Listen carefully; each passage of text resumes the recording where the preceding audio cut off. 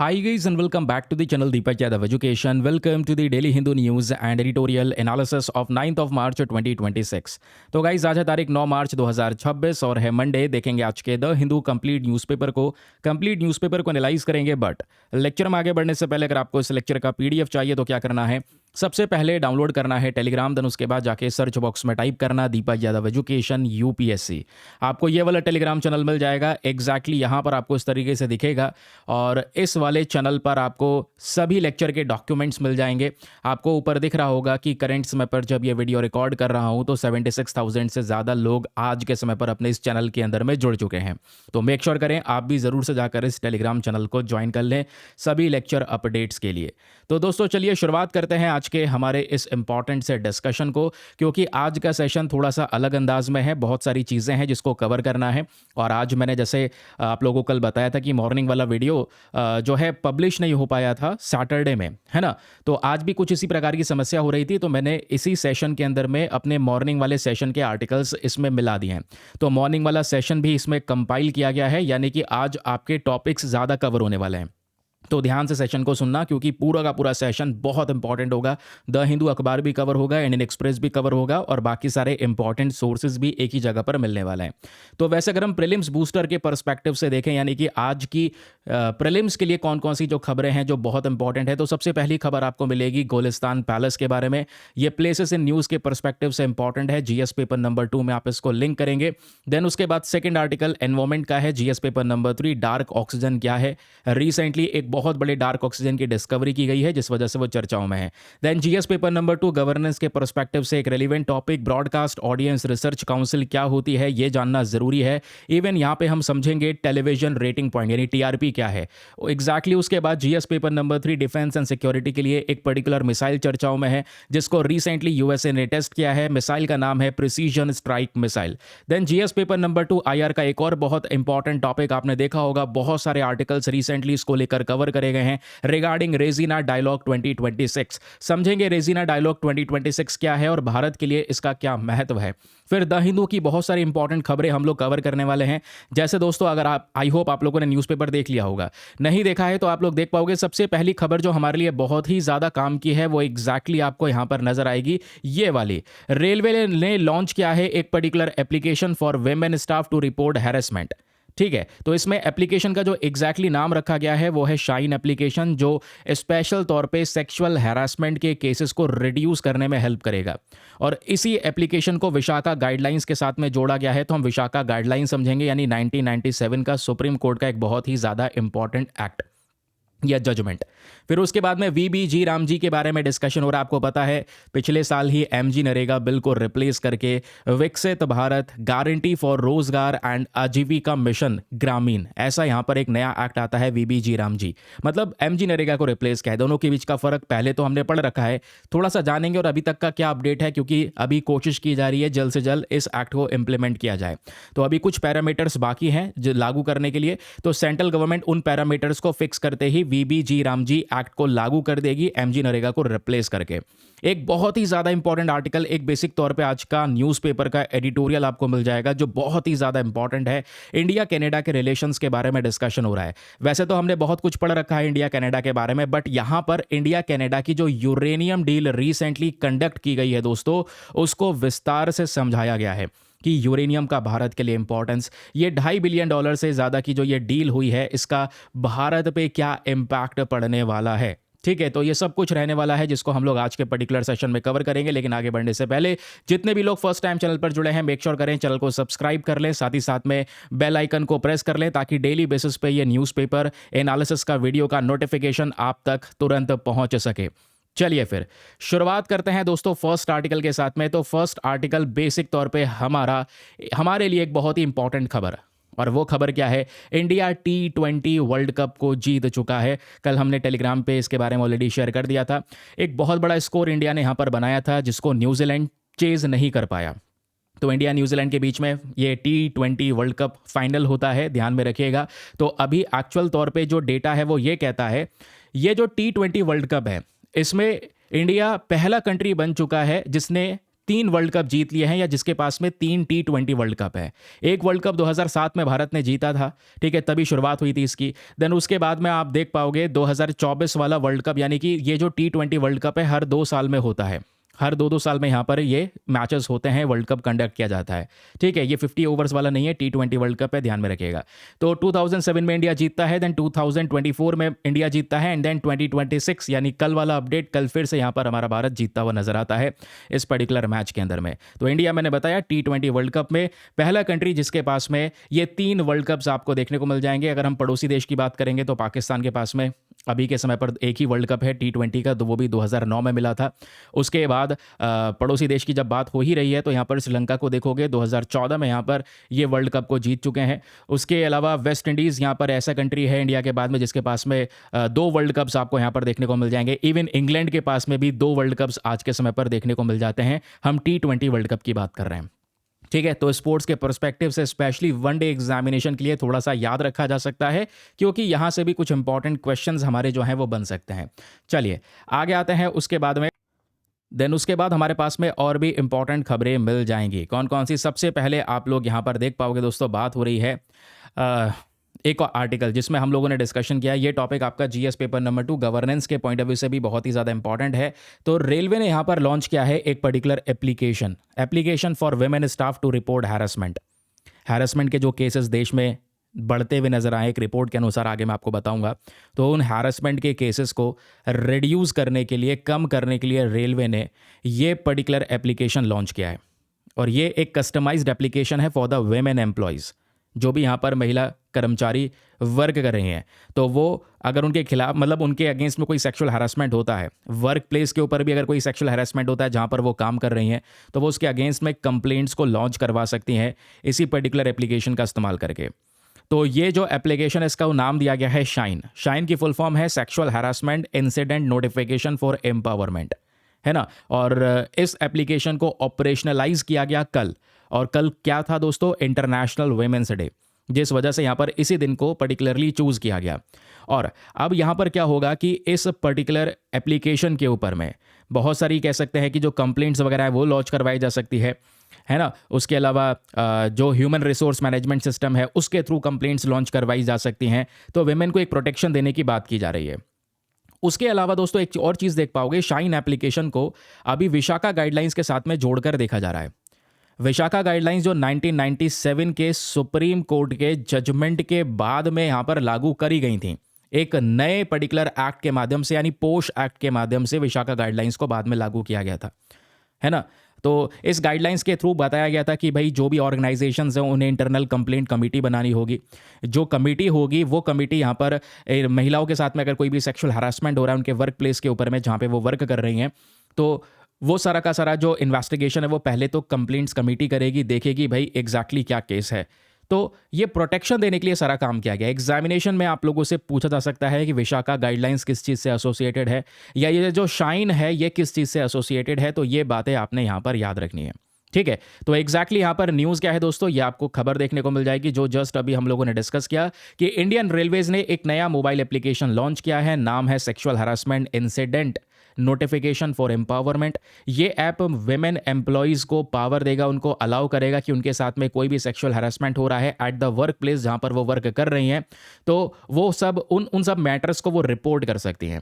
और ये initiative international women's day के ओकेजन पे ऑपरेशनलाइज किया जाता है। तो आप लोगों से एग्जामिनेशन में अगर कुछ पूछेगा तो शाइन एप्लीकेशन के बारे में पूछ सकता है, ठीक है। तो शाइन हमने फुल फॉर्म ऑलरेडी पढ़ा। ये एक डिजिटल ग्रीवांस रेड्रेसल प्लेटफॉर्म है, एक ऐसा प्लेटफॉर्म जहां पर कोई भी किसी प्रकार की परेशानी होगी वेमेन को, तो उनकी परेशानी को यहां पर रिजॉल्व करने की कोशिश की जाएगी। तो ये जो शाइन ऐप है ये पर्टिकुलरली इंडियन रेलवे के वेमेन एम्प्लॉयज़ के लिए है। ये बात याद रखिएगा, एग्जामिनेशन में पूछा जा सकता है। जब वर्क प्लेस की बात हो रही है, स्पेशली शाइन ऐप की बात हो रही है, तो इसको जो महिला कर्मचारी इंडियन रेलवेज में काम कर रही हैं उनके प्रोटेक्शन के लिए इसको इंप्लीमेंट किया गया है। इसका मेन पर्पस यही है कि जितना भी महिलाओं का स्टाफ है जो रेलवेज में काम कर रहा है उनको ये पावर दी जाए, अगर कोई भी सेक्सुअल हैरेसमेंट उनके साथ में हुआ है तो वो उस चीज़ को रिपोर्ट कर सकें। उनको एकदम से जस्टिस मिल सके, उनकी कोई परेशानी है तो उस परेशानी को तुरंत रिड्रेस किया जा सके। और जो भी कंप्लेंट्स दर्ज करवाएगी जो भी महिला, उसको सारा का सारा कॉन्फिडेंशियल रखा जाएगा, कोई भी ज़्यादा इन्फॉर्मेशन यहाँ पर पब्लिकली अवेलेबल नहीं करवाई जाएगी, याद रखिएगा। फिर इसी को हमने विशाखा गाइडलाइंस के साथ में लागू किया है। जैसे मैंने आप लोगों को बताया कि इसको लिंक किया गया है विशाखा गाइडलाइन के साथ। ये जो शाइन एप्लीकेशन है, ये करंट समय पर वर्क प्लेस में प्रोटेक्शन देता है, ये हमने समझा। लेकिन ये 1997 के सुप्रीम कोर्ट के जजमेंट के साथ में लिंक है। सुप्रीम कोर्ट ऑफ इंडिया में 1997 में एक केस आता है, उस केस का नाम है Vishakha versus state of Rajasthan. इस केस में सुप्रीम कोर्ट ने कुछ गाइडलाइंस जारी की थी, इसलिए इसको विशाखा गाइडलाइंस कहा जाता है। गाइडलाइंस बस यही है कि सेक्सुअल हैरेसमेंट से महिलाओं को कैसे बचाया जा सके वर्क प्लेस के ऊपर में, इसी को लेकर कुछ इंपॉर्टेंट गाइडलाइंस जारी की गई हैं। इन्हीं गाइडलाइंस के अंदर में सुप्रीम कोर्ट ने पहली चीज़ ये बोली थी कि जितनी भी ऑर्गेनाइजेशन है, इनको अपने ऑर्गेनाइजेशन के अंदर इंटरनल कंप्लेंट्स कमेटी बनानी ज़रूरी है, आईसीसी बनानी ज़रूरी है, ताकि महिलाओं को कोई परेशानी हो तो वो इंटरनल कंप्लेंट्स कमेटी में अपनी कंप्लेंट को दर्ज करवा सकें। ठीक है, ये इसके अलावा जो मैकेनिज्म है इन्वेस्टिगेशन का और रेड्रेसल ऑफ कंप्लेंट्स का, वो भी होना चाहिए। ये भी बात विशाखा गाइडलाइन में ही बोली गई है कि भाई कोई अगर इन्वेस्टिगेशन की ज़रूरत है तो तहकीकात करने के सारे प्रोसीजर्स वहाँ पे होने चाहिए। और महिला की जो कंप्लेंट्स दर्ज करवाई गई है, उस कंप्लेंट को रेड्रेस करने के लिए हर एक प्रकार का काम करना होगा। तो ये विशाखा गाइडलाइंस की मेन कह सकते हैं कि प्रोविजंस थे, जिसको सुप्रीम कोर्ट ने बोला सभी इंस्टीट्यूशंस में लागू किया जाएगा। अब जो शाइन एप्लीकेशन है, बस खाली विशाखा गाइडलाइन के साथ मर्ज होकर काम कर रहा है और भी ज़्यादा बेटर तरीके से उसको इंप्लीमेंट करने में वर्क करता हुआ नजर आएगा।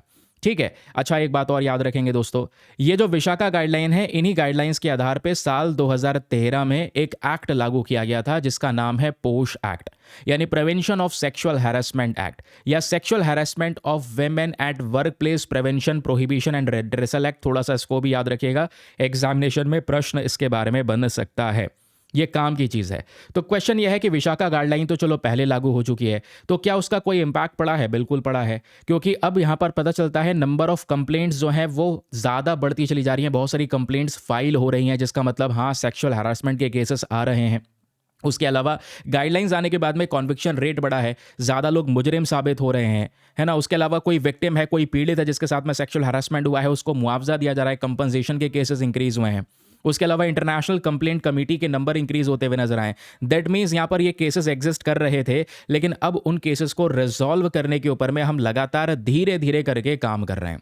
सेक्सुअल हैरेसमेंट में कौन कौन से एक्ट आ सकते हैं, तो उसको भी याद रखिएगा, बहुत सारे एक्ट इसके अंदर में शामिल हैं, जैसे unwanted behaviour like physical contact या सेक्सुअल एडवांसेस का, यहाँ पे कह सकते हैं कि इस तरीके से फोर्सफुली जबरन यहाँ पर एक महिला के साथ में एक कोशिश करना। उसके अलावा महिला से डिमांड करना, रिक्वेस्ट करना सेक्सुअल फेवर की, या फिर कह सकते हैं कि सेक्सुअली कलर्ड रिमार्क्स यहाँ पर देना या पोर्नोग्राफी शो करना। ये सारे के सारे सेक्सुअल हैरेसमेंट के अंदर में यानी इस एक्ट के अंदर में डिफाइन किया गया है कि ये सारे के सारे केसेस अगर कुछ ऐसा होता है तो वो सेक्सुअल हैरेसमेंट में इंक्लूड होंगे। उसके बाद में ये पोश एक्ट इंप्लीमेंट होगा। उसके अलावा महिलाओं को ये केसेस रजिस्टर करने के लिए ऑब्वियस सी बात है शाइन एप्लीकेशन का ये प्रोविजन दिया गया है। एंड देन साथ ही साथ में आप देख पाओगे ये विशाखा गाइडलाइंस तो ऑलरेडी प्रेजेंट हैं, जो 1997 के Vishakha versus state of Rajasthan case के थ्रू इंप्लीमेंट की गई हैं।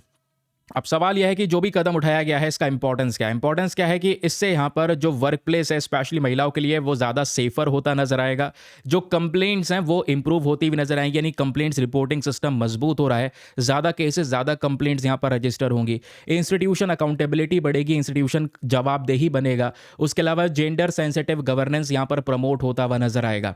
ठीक है, तो ये सारे के सारे इंपॉर्टेंस हैं जहां पर हम डिजिटल टूल का इस्तेमाल करके पब्लिक इंस्टीट्यूशंस के अंदर में कोई नई प्रकार की समस्याओं को दूर करने के ऊपर में काम कर रहे हैं। विशाखा गाइडलाइन के बारे में आपको बता ही चुका हूं कि विशाखा गाइडलाइन के बाद में इसी गाइडलाइन के जरिए sexual harassment of women at work place act को इंप्लीमेंट किया जाता है, यानी कि पोश एक्ट लाया जाता है। पोश एक्ट के प्रोविजंस क्या है वो हमने ऑलरेडी डिस्कस कर लिया है और यहीं पर होता है हमारा पहला आर्टिकल समाप्त। बहुत इंपॉर्टेंट है, कुछ नहीं याद रखना, दो चीजें याद रखनी है, शाइन ऐप किस चीज से एसोसिएटेड है एंड विशाखा गाइडलाइंस क्या कहता है, इसमें क्या क्या प्रोविजंस हैं। बहुत अच्छे से सुनते चलिएगा क्योंकि वीडियो के लास्ट में मैं आपका छोटा सा टेस्ट लेने वाला हूं, चेक किया जाएगा आपने कितने अच्छे से पूरे लेक्चर को सुना है। नाउ अगले आर्टिकल पर आते हैं दोस्तों। अगला आर्टिकल हमारे लिए और भी इंपॉर्टेंट है। हम यहां पर बात कर रहे हैं एक इंपॉर्टेंट प्लेस की, एक जगह जो चर्चाओं में है, और वो जगह क्या है, वो है गोलिस्तान पैलेस।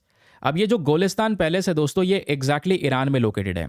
तो ईरान से ही रिलेटेड दोस्तों आज हम कुछ चीज़ें पढ़ने वाले हैं। ईरान जो पहले एंशिएंट पर्शिया हुआ करता था, आज किस तरीके से यहाँ पर ईरान पूरी तरह से बदल चुका है वो भी हम लोग समझेंगे। तो ये भी आर्टिकल द हिंदू में ही कवर हुआ है। एक पैलेस चर्चाओं में है, गोलिस्तान पैलेस। ये पैलेस याद रखिएगा दोस्तों, ये पैलेस ईरान में है। हुआ क्या है, ये चर्चाओं में क्यों है सर, कारण क्या है?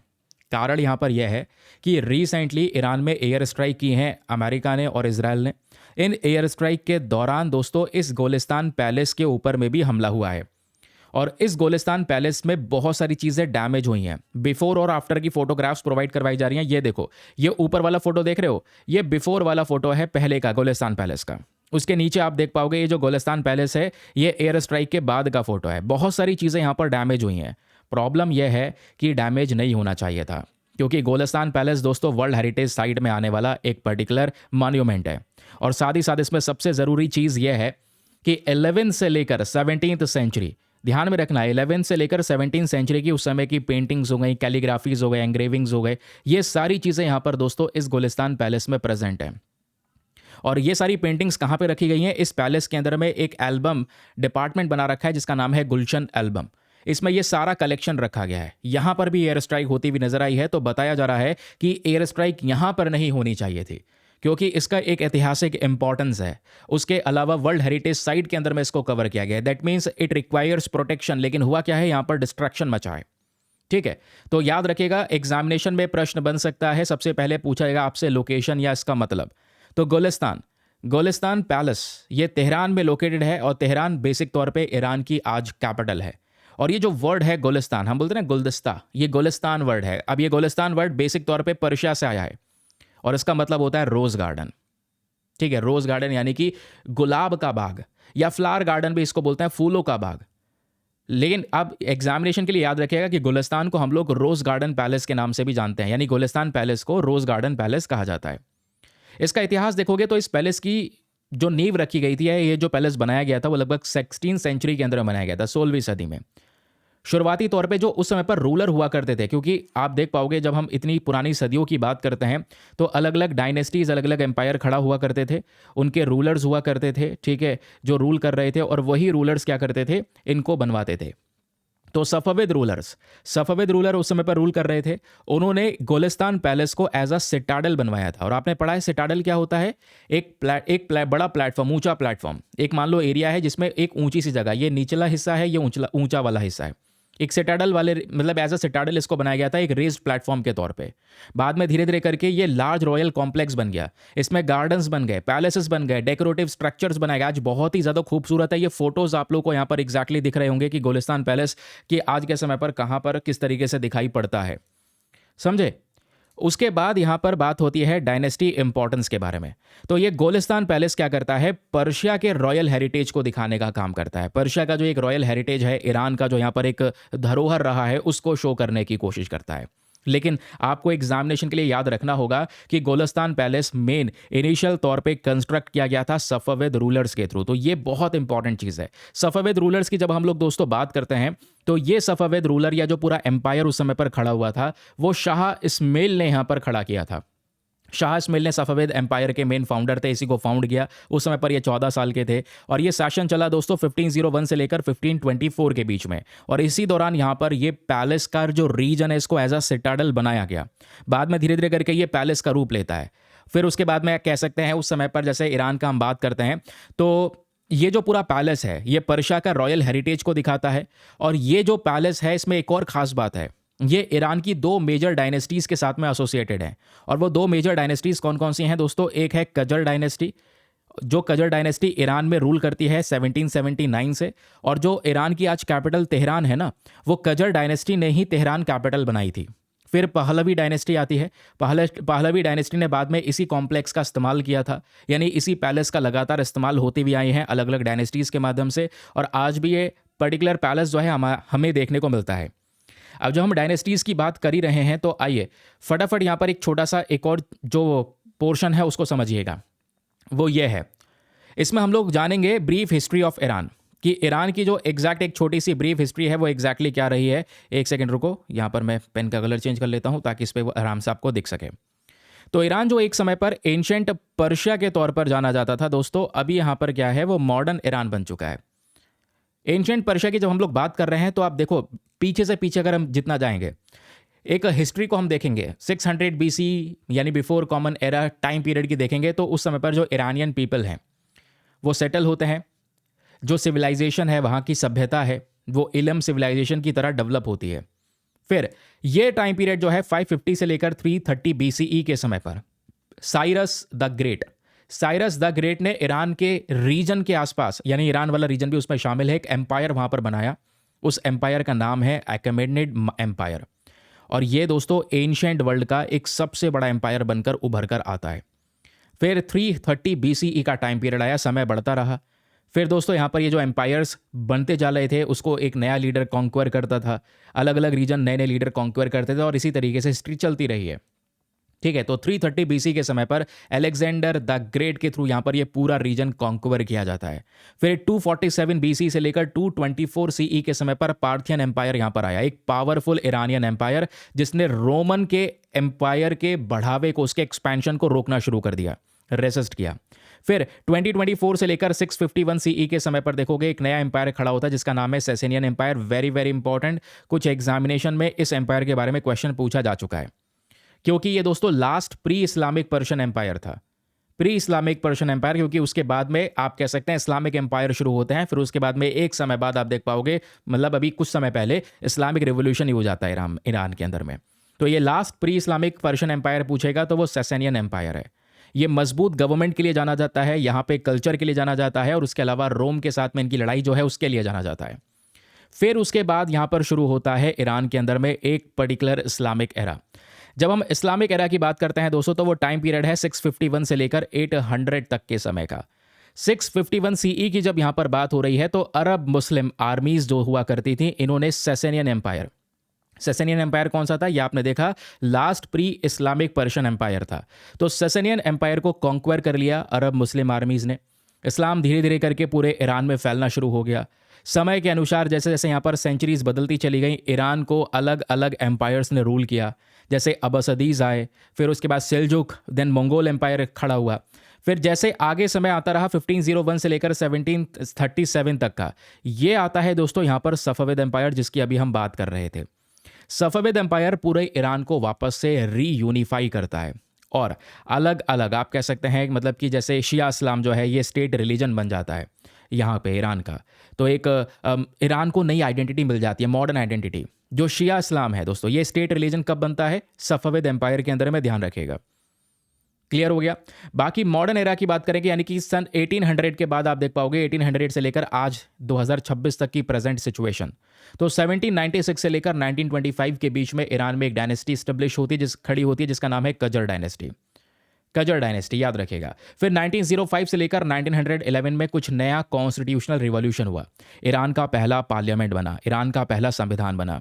लेकिन 1925 से 79 के बीच में नई डायनेस्टी आई, पहलवी डायनेस्टी, एक मोनार्की जिसने सिचुएशन को मॉडर्नाइज किया, कंट्री को सेंट्रलाइज करने की कोशिश की गई। लेकिन ये सब कुछ नहीं टिका 1979 के ईरानियन रिवॉल्यूशन के अंदर। तो ईरान के अंदर में जो इस्लामिक रिवॉल्यूशन हुआ, इसमें सारी मोनार्की वगैरह जो भी ऊपर गवर्नमेंट, जो भी यहाँ पर प्रोविजन है, सब खत्म कर दिया। अब यहाँ पर ईरान बन चुका था इस्लामिक रिपब्लिक ऑफ ईरान। तो ये आज तक की सिचुएशन आपको देखने को मिल जाएगी। इसको शॉर्ट में देखोगे तो ये पहले एंशिएंट पर्शिया था, फिर उसके बाद में ये इस्लामिक ईरान बना, देन उसके बाद में आज का मॉडर्न ईरान आपको एग्जैक्टली दिखाई देता है। तो करना क्या है, इसमें 2-3 डायनेस्टीज याद रखनी है, Qajar dynasty, Pahlavi dynasty and Safavid empire. ये तीनों के तीनों यहाँ पर एम्पायर्स, डायनेस्टीज जो हैं, ये ईरान के रिवॉल्यूशन से एसोसिएटेड हैं। ठीक है, क्लियर हो गया, याद रखेंगे इसको। आगे आते हैं। अब दोस्तों यहाँ पर बात होती है, एक सेकेंड, चलो अब यहाँ पर बात होती है एग्रीकल्चरल एंड कल्चरल फीचर्स की, जो अभी हम डिस्कस कर रहे थे। हम क्या डिस्कस कर रहे थे, इस पैलेस के बारे में। और पैलेस के बारे में मैंने आपको बताया कि ये जो पर्टिकुलर पैलेस है दोस्तों, ये पैलेस कब इवॉल्व होता है, सफविद रूलर्स के समय पर। अब ये पैलेस एक स्प्रॉलिंग पैलेस कॉम्प्लेक्स में डेवलप हो जाता है। इस पैलेस में कुछ गार्डन्स हैं, रॉयल बिल्डिंग्स हैं, उसके अलावा पर्शियन और यूरोपियन आर्टिफैक्ट्स के कलेक्शंस भी यहाँ पर देखने को मिल जाते हैं। जब इस पैलेस को गहराई से देखोगे तो इसमें पर्शियन आर्किटेक्चर का भी इस्तेमाल हुआ है और यूरोपियन इन्फ्लुएंस भी है। इनको कंबाइन करने के बाद में ये आर्किटेक्चर डेवलप किया गया है। ठीक है, क्लियर हो गया। कजर डायनेस्टी के बारे में बता चुका हूं, और ये palace already UNESCO world heritage site में एक रिकग्निशन ले चुका है। इसको एक पहचान मिल चुकी है, इसकी हिस्टोरिक वैल्यू के लिए, इसकी आर्किटेक्चरल वैल्यू के लिए, इसके कल्चरल इंपॉर्टेंस के लिए। तो इसके लिए ये जाना जाता है। कुछ भी रिवाइज करना हो, कभी भी रिवाइज करना हो, ये छोटे छोटे रिवीजन पॉइंटर है। एक छोटे से सेक्शन में, छोटे से पॉकेट के अंदर में दोस्तों ये सारी की सारी इन्फॉर्मेशन स्टोर है जो मैंने आपको पढ़ाया कि गोलस्तान पैलेस क्या है, इसका मीनिंग, पीरियड क्या था, ओरिजिनली कब बिल्ड किया गया, किसने बिल्ड किया, फिर कुछ डायनेस्टीज़ यहाँ पर पहलवी डायनेस्टी, कजर डायनेस्टी, ये सब इससे एसोसिएटेड हैं। तो ये बहुत ही ज़्यादा काम की इन्फॉर्मेशन है एग्जामिनेशन के लिए। चलिए अगला आर्टिकल आता है। अगले आर्टिकल में हम बात करने वाले हैं डार्क ऑक्सीजन के बारे में। Again a very very important topic.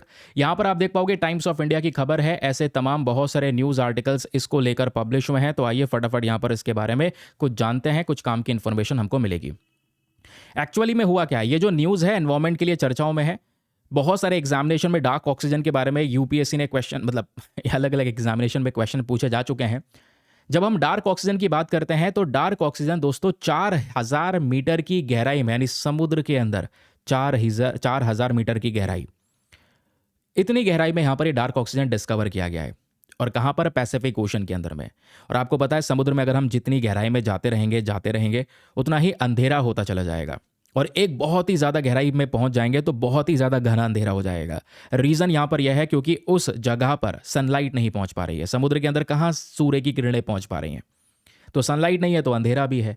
अब क्वेश्चन यहाँ पर यही होता है, सनलाइट नहीं है, फोटोसिंथेसिस नहीं होता, तो भाई यहाँ पर ऑक्सीजन प्रोड्यूस कैसे होती है? नीचे का एनवायरमेंट बिना ऑक्सीजन का है क्या? क्वेश्चन यह है। समुद्र की गहराई में जाएंगे तो ऑक्सीजन मिलती कैसे है? तो समुद्र की गहराई में जो ऑक्सीजन मिलती है दोस्तों, ये डार्क ऑक्सीजन होती है। ध्यान में रखिएगा, अभी मैं इसके बारे में समझाऊंगा। ठीक है, आइए डिस्कस करते हैं।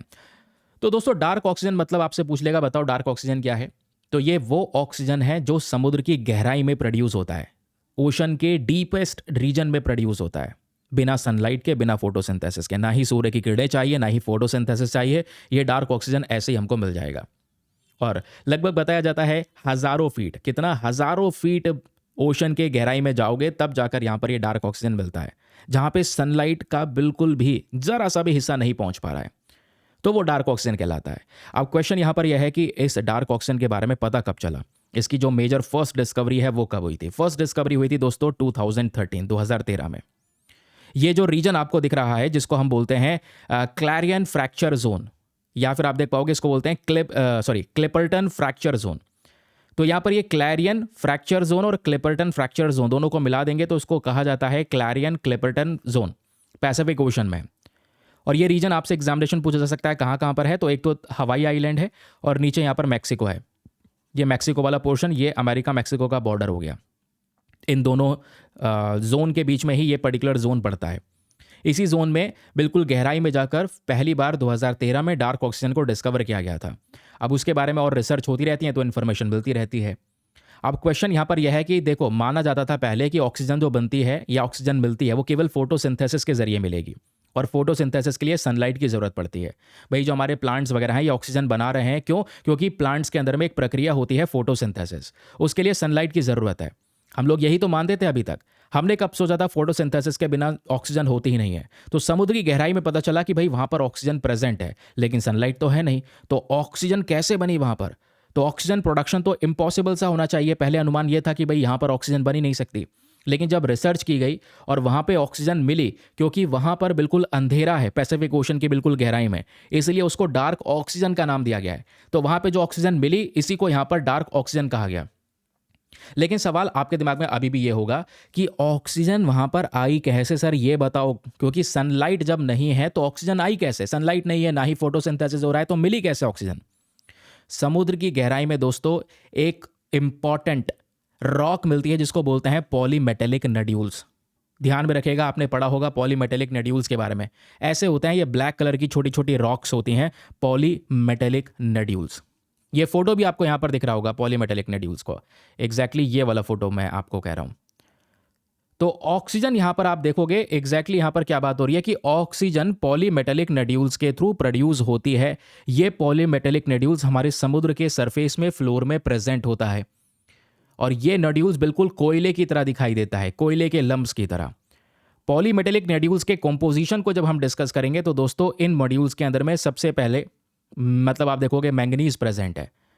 मैंगनीज के अलावा आयरन प्रेजेंट है, कोबाल्ट प्रेजेंट है, निकल प्रेजेंट है, कॉपर प्रेजेंट है, लिथियम प्रेजेंट है। मेरे दोस्त ये आपको याद रखना ही है, एग्जामिनेशन में यहाँ से प्रश्न बन सकता है कि पॉलीमेटेलिक नड्यूल्स में क्या क्या चीज़ें होती हैं। मैंगनीज, आयरन, कोबाल्ट, निकल, कॉपर, लिथियम।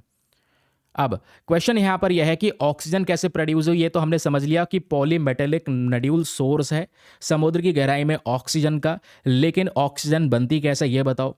तो दोस्तों ये जो नड्यूल्स होते हैं, ये नड्यूल्स क्या करते हैं, इलेक्ट्रिसिटी को जनरेट करते हैं। ये नड्यूल्स बिजली बनाते हैं क्योंकि इनमें मैंगनीज, आयरन, कोबाल्ट, निकल, कॉपर, लिथियम प्रेजेंट है। अब इसी इलेक्ट्रिसिटी से, क्योंकि वो पानी के अंदर में है, तो इलेक्ट्रोलिसिस होता है। क्या होता है, इलेक्ट्रोलिसिस। और आप लोग पढ़ते हैं मेरे दोस्त, इलेक्ट्रोलिसिस में क्या होता है, जो वाटर है, अब पानी के अंदर अगर हम इलेक्ट्रोलिसिस करवाएंगे तो पानी दो भाग में टूट जाएगा, क्योंकि पानी है क्या, H2O है, हाइड्रोजन है और वाटर है। तो पानी के मॉलिक्यूल्स यहाँ पर इलेक्ट्रोलिसिस के जरिए अलग अलग हो जाते हैं, और अलग अलग होने की वजह से यहाँ पर ऑक्सीजन इसमें से अलग हो जाती है और ऑक्सीजन रिलीज होना शुरू हो जाती है। तो यहाँ पर जो ऑक्सीजन प्रोड्यूस हुई है वो बिना सनलाइट के हुई है, बिना बायोलॉजिकल प्रोसेस के जरिए हुई है। इसके पीछे का मेन कारण आपको देखने को मिल जाते हैं, वो है पॉलीमेटेलिक नड्यूल्स। ठीक है, क्योंकि इनमें ढेर सारे कह सकते हैं मेटल्स वगैरह प्रेजेंट है। तो एग्जामिनेशन के लिए नया पॉइंट मिल चुका है, याद रखिएगा। साइंटिफिक इम्प्लीकेशन क्या है कि भाई ऑक्सीजन प्रोडक्शन बिना फोटोसिंथेसिस के हो सकता है। जैसे हम समुद्र की गहराई में जान रहे हैं, वैसे भाई हो सकता है यूनिवर्स में दूसरे और ग्रह हो, दूसरे प्लैनेट्स हो, चंद्रमा हो, वहां पर भी कोई ऐसी ना ऐसी चीज प्रेजेंट हो जिससे ऑक्सीजन क्रिएट हो सकती है। तो एक नया हमारे लिए डोर, एक नया रास्ता, एक नया दरवाजा खुल जाता है भविष्य में अलग अलग प्रकार की रिसर्च करने के लिए। तो उसमें करना क्या, आपने कुछ नहीं, पॉलीमेटेलिक नड्यूल्स के बारे में याद रखना कि पॉलीमेटेलिक नड्यूल्स में ये सारे मिनरल्स मिलते हैं। मैंगनीज मिलता है, कोबाल्ट मिलता है, कॉपर मिलता है एंड निकल मिलता है। और इन सब मिनरल्स का दोस्तों आज हम लोग ढेर सारी इंडस्ट्रीज के अंदर में इस्तेमाल करते हैं। लाइक जैसे यहाँ पर मैंगनीज का स्टील में यूज़ हो रहा है, कोबाल्ट का बैटरीज, रिचार्जेबल बैटरीज में इस्तेमाल हो रहा है, कॉपर से वायर्स बनाए जा रहे हैं एंड निकल्स का इस्तेमाल हो रहा है विंड टर्बाइंस के अंदर में।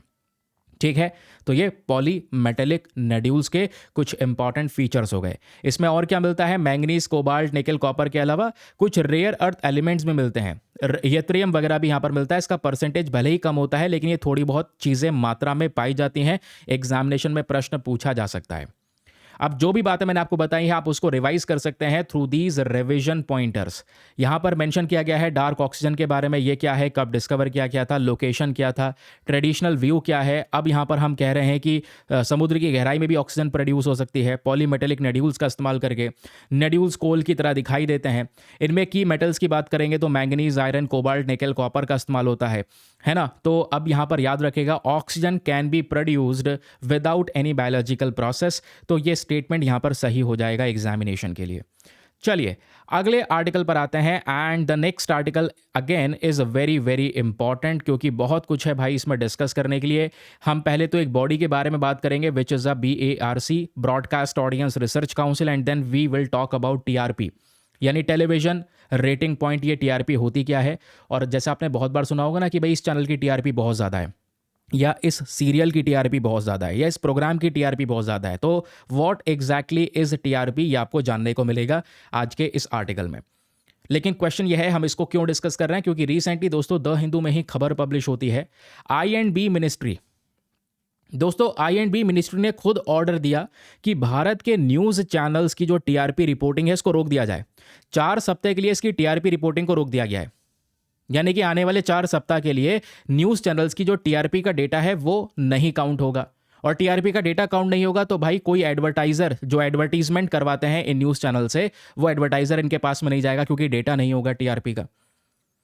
तो इन न्यूज़ चैनल्स को यहाँ पर एक तरीके से पनिशमेंट दी जा रही है। कारण भाई आपको पता है, हमारा मीडिया, अब तो गवर्नमेंट खुद यहाँ पर कह रही है कि भाई आपने बहुत गलत गलत न्यूज़ फैला दी है वेस्ट एशिया के कॉन्फ्लिक्ट को लेकर। और इंडिया के न्यूज़ चैनल्स कुछ ऐसे ही हैं, उनके एग्जैक्ट आप थंबनेल्स देख लोगे या एग्जैक्ट आप कुछ ऐसी उनकी वीडियोस देख लोगे तो उसमें ऐसा ही इन्फॉर्मेशन मिलेगा, जो मतलब अधिकतर हमें लगने लगता है मिस इन्फॉर्मेशन। और ये सब किस लिए है, ताकि लोग उस पर क्लिक करें, लोग उस चैनल को देखें। जितना देखेंगे उतना TRP बढ़ेगा, और जितना TRP बढ़ेगा उतने ही एडवर्टाइजर जाएंगे। भाई आपको कोई चीज़, मान लो आप बिजनेस शुरू कर रहे हो, आपका कोई पर्टिकुलर प्रोडक्ट है, प्रमोट करवाना है, तो आप देखोगे भाई कौन सा चैनल ज़्यादा चल रहा है, उस पर TRP ज़्यादा है। ऑब्वियसली बात है, वो पैसा ज़्यादा लेते हैं, तो आप अपना प्रोडक्ट का एडवर्टाइज करवाने के लिए यहाँ पर उस चैनल के पास में जाओगे। तो ऐसे एडवर्टीजमेंट के प्रोग्राम्स उनके पास में आते रहते हैं, वो एडवर्टाइज करते हैं, इससे करोड़ों रुपया कमाते हैं। तो न्यूज़ चैनल कमाते बहुत हैं, लेकिन वो डिपेंड करता है उनके टीआरपी पर, इसलिए उल्टा सीधा दिखा रहे हैं जो दिखाना है। ऐसी ऑपरेशन सिंदूर के समय पर हुआ था। इवन हमारी मीडिया ने भी बहुत चीज़ें गलत दिखानी शुरू कर दी थी। और अभी आप देख पाओगे वेस्ट एशिया को लेकर भी जो कॉन्फ्लिक्ट्स हैं उसमें बहुत ही ज़्यादा अनवारंटेड सेंसेशनलिज्म चीज़ें दिखाई दे रही हैं, जिसकी वजह से जो लोग आज वेस्ट एशिया में प्रेजेंट है हो सकता है उनमें भी पैनिक क्रिएट हो सके। तो इसके लिए गवर्नमेंट ने 4 सप्ताह के लिए इनका टीआरपी जो ये डेटा है कि भाई टीआरपी डेटा आपका अगले वाले 4 सप्ताह तक जनरेट ही नहीं होगा, तो अभी यहाँ पर इसको रोक दिया गया है। ठीक है, अभी आपको टीआरपी धीरे धीरे करके समझ में आएगा। ये पॉइंट्स हैं जो हमें डिस्कस करने हैं, आइए मैं आपको एक एक करके बताता हूँ।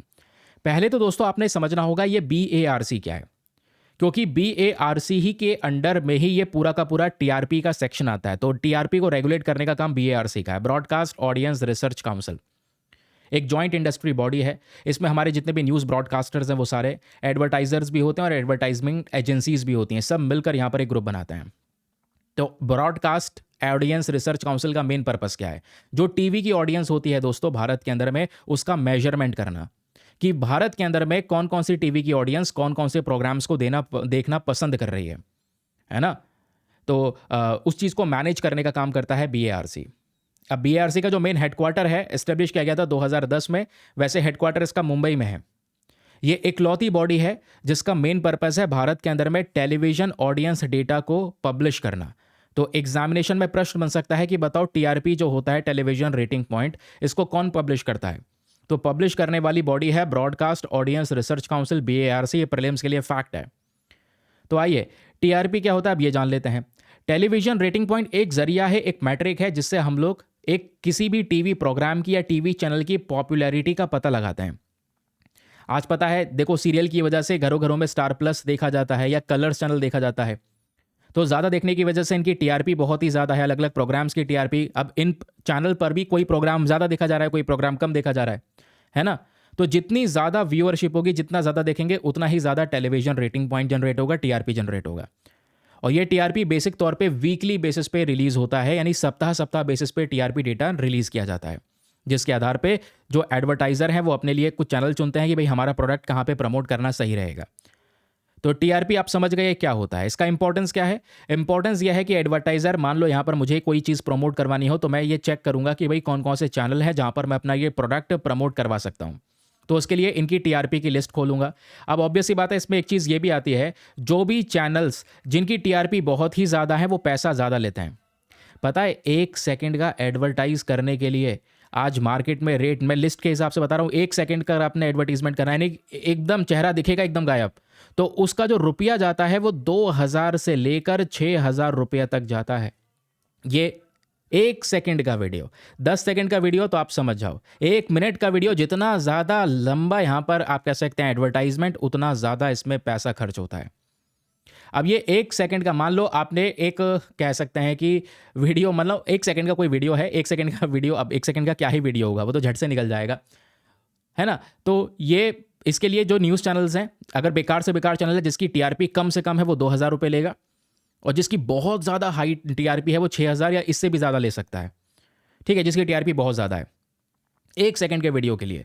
लेकिन क्या ये लाइफ टाइम के लिए है? कहने का मतलब यह है कि ये हमेशा हमेशा के लिए है, एक बार कर दिया तो ये दिखाते रहेंगे? नहीं भाई, ये वीकली बेसिस पे होता है। यानी 1 सेकंड का वीडियो 2000 से 6000 रुपये चार्ज करेंगे और वीकली बेसिस पर केवल 1 सप्ताह के लिए आपका ये प्रोडक्ट प्रमोट किया जाएगा, आपका वीडियो चलाया जाएगा। 1 सप्ताह बाद वीडियो आपका नहीं चलाया जाएगा, फिर पैसा दो दोबारा चलवाओ, फिर उसके बाद फिर अगले सप्ताह फिर पैसा दो, फिर दोबारा चलवाओ। तो ऐसे करोड़ों रुपया यहाँ पर ये न्यूज़ चैनल्स वाले कमाते हैं। तभी तो आप तक ये इन्फॉर्मेशन जो आ रही है, इसके पीछे की इतनी बड़ी टीम है, वो सब आराम से काम कर पाते हैं। रीज़न होता है इसके पीछे का टीआरपी, क्योंकि इन्वेस्टर भी जो होता है ना, इन्वेस्टमेंट को देखता है कि भाई किस चैनल का परफॉर्मेंस कितना अच्छा है, तो उस चैनल में इन्वेस्टमेंट करता है, लेकिन टीआरपी को देखकर। अब सवाल यह है कि सर टीआरपी को कैलकुलेट कैसे करते हैं? तो इसके लिए एक डिवाइस बनाया गया जिसको बोलते हैं बैरोमीटर या पीपल मीटर, याद रखिएगा। अब ये बैरोमीटर या पीपल मीटर जो है, ये भारत के अंदर, मतलब हमें रैंडमली पता नहीं है कि रैंडमली यहाँ पर सेलेक्टेड हाउस होल्ड्स के टीवी के अंदर में लगाया गया है। कुछ सेलेक्टेड घर हैं, उनके टीवी के अंदर में ये डिवाइस लगा हुआ है। ठीक है, लगभग 50,000 60,000 जो भी हैं भारत में, उन घर में ये लगा हुआ है। तो वो कौन कौन से चैनल, कौन कौन से प्रोग्राम्स देख रहे हैं, व्यूइंग टाइम क्या है, वॉचिंग टाइम क्या है, उसी के आधार पे जो टीआरपी है वो डिटरमाइन की जाती है। ठीक है, क्लियर हो गया, समझ में आ गया। तो इसमें पीपल मीटर या बैरोमीटर का बड़ा रोल है। तो ये जो पीपल मीटर है क्या करता है, छोटे छोटे पोर्शंस कैप्चर करता है, टीवी की स्क्रीन इमेज को कैप्चर करता है। टीआरपी रेटिंग्स फिर कैलकुलेट होती है और फिर बीएआरसी फाइनल तौर पे वीकली बेसिस पर टीआरपी डेटा को रिलीज करता है मार्केट में। फिर उससे होगा क्या, ये मैं आपको बता ही चुका हूं। अब जो भी बातें बताई हैं उसको आपने रिवाइज करना है, तो आप उसको रिवाइज कर सकते हैं थ्रू दीज रिवीजन पॉइंटर्स की बीआरसी क्या है, टीआरपी क्या है, इसका इंपॉर्टेंस, कैलकुलेशन का मेथड एंड देन इसका पब्लिकेशन की, इसको पब्लिश कौन करता है। तो पब्लिश में आप देख पाओगे तो वीकली टीआरपी की रैंकिंग रिलीज की जाती है। कौन रिलीज करता है, बीएआरसी का। वो कितनी बार बताओगे। इसमें एक चीज़ नई और ऐड कर लो, हर थर्सडे को यहाँ पर दोस्तों ये डेटा रिलीज होता है टीआरपी का। देन हमारे पास में एक और आर्टिकल है जिसमें हम बात करने वाले हैं प्रिसीजन स्ट्राइक मिसाइल के बारे में। ये topic GS paper number 3 defence and security के पॉइंट ऑफ व्यू से इंपॉर्टेंट है। इसमें आपने ज़्यादा कुछ याद ही नहीं रखना है, 2-3 पॉइंट्स बताऊंगा बस, खाली उन 2-3 पॉइंट्स को याद रखना, क्योंकि एग्जामिनेशन में अगर कोई क्वेश्चन बना तो उन्हीं 2-3 पॉइंट्स को लेकर बनता हुआ नजर आएगा। चलिए, तो हम एक मिसाइल की बात कर रहे हैं जिसका नाम है प्रिसीजन स्ट्राइक मिसाइल। आपने ये याद रखना है ये मिसाइल किस टाइप की है, इसका टाइप क्या है। तो ये है surface to surface guided ballistic missile. आप सतह पर ही यहां पर इस मिसाइल को दागोगे, ऐसे जाएगी और ऐसे जाकर अपने टारगेट को हिट करेगी। ठीक है, ये किसकी मिसाइल है, अमेरिका की। तो रिसेंटली यूएसए ने ईरान के साथ वॉर में इस मिसाइल का इस्तेमाल किया है, जिस वजह से ये मिसाइल अभी रिसेंटली चर्चाओं में देखने को मिली है। तो उसको डेवलप और इसकी मैन्युफैक्चरिंग किसने की है, अमेरिका की आर्मी ने की है। लॉकहीड मार्टिन के थ्रू यहां पर यह मिसाइल डेवलप की गई है। इसके फीचर्स के बारे में बात करेंगे तो ओपन सिस्टम आर्किटेक्चर है, मॉड्यूलर डिजाइन है and the one of the most important thing is launch platforms. दोस्तों ये जो पीआरएसएम मिसाइल है, याद रखेगा, इसको लॉन्चर से लॉन्च कर सकते हैं। जैसे ये लॉन्चर आप देख पा रहे हो, MLRS M270, तो ये लॉन्चर सिस्टम है, इससे हम मिसाइल को दाग सकते हैं। ठीक है, इसमें जीपीएस गाइडेंस सिस्टम है, तो जीपीएस के माध्यम से ही अपने टारगेट को ट्रैक करके ये हिट करेगा। इसकी जो रेंज है वो लगभग 500 किलोमीटर है। 500 किलोमीटर तक की यहाँ पर इसकी टोटल रेंज देखने को मिल जाएगी। कुछ नहीं याद रखना, इतना याद रखना, प्रिसीजन स्ट्राइक मिसाइल किस टाइप के मिसाइल है, तो surface to surface guided ballistic missile and America के थ्रू यहाँ पर ये डेवलप की गई मिसाइल है। इसकी रेंज जो है 500 किलोमीटर्स इक्वल टू है, मतलब लगभग 500 किलोमीटर के हिसाब से इसकी रेंज देखने को मिल जाती है। एंड देन हमारे पास में आता है एक और अगला टॉपिक, प्रीलिम्स के लिए बहुत ही ज़्यादा काम का। इसमें हम डिस्कशन कर रहे हैं रेजिना डायलॉग 2026 के बारे में। Again very very important topic for your examination. यहाँ से दोस्तों ढेर सारे क्वेश्चंस आप लोगों से बन सकते हैं। तो ये रेजिना डायलॉग एग्जैक्टली क्या है, इसके बारे में आप लोगों ने पता होने चाहिए basic data. Raisina dialogue Bharat का ही एक पर्टिकुलर फ्लैगशिप कॉन्फ्रेंस प्रोग्राम है। इसमें बहुत सारी कंट्रीज़ के लीडर्स शामिल होते हैं। हम यहाँ पर डिस्कस करते हैं जियोपॉलिटिक्स को और उसके अलावा ग्लोबल इकोनॉमिक्स को। तो एग्जामिनेशन में प्रश्न बन जाए रेजिना डायलॉग क्या है, तो इंडिया का कॉन्फ्रेंस है, ये भारत का फ्लैगशिप कॉन्फ्रेंस है जियोपॉलिटिक्स और जियो इकोनॉमिक्स को लेकर। तो रिसेंटली दोस्तों प्रधानमंत्री ने न्यू दिल्ली में 11वें एडिशन की नींव रखी थी, इसका उद्घाटन किया था, जिस वजह से चर्चाओं में था। तो 5 से 7 मार्च तक रेजिना डायलॉग चलता है। रेजिना डायलॉग को कंडक्ट करने के लिए 2 बॉडीज़ हैं, एक है ORF, ठीक है। ORF के अलावा ये ऑब्जर्वर रिसर्च फाउंडेशन है, उसके अलावा ये ORF ministry of external affair के साथ मिलकर काम करके इस पूरे इवेंट को इम्प्लीमेंट करता है। और इस बार रेजिना डायलॉग 2026 का थीम क्या रहा है, ये भी याद रखिएगा। थीम आपसे वनडे एग्जामिनेशन में डायरेक्टली पूछ लिए जाते हैं। थीम में किसी प्रकार का कोई बदलाव नहीं हो सकता, तो थीम एज इट इज़ हमने पढ़ने होंगे। तो इसमें थीम है दोस्तों संस्करा, असर्शन, अकोमोडेशन, एडवांसमेंट, ये इसका एग्जैक्टली इस बार का थीम देखने को मिलेगा।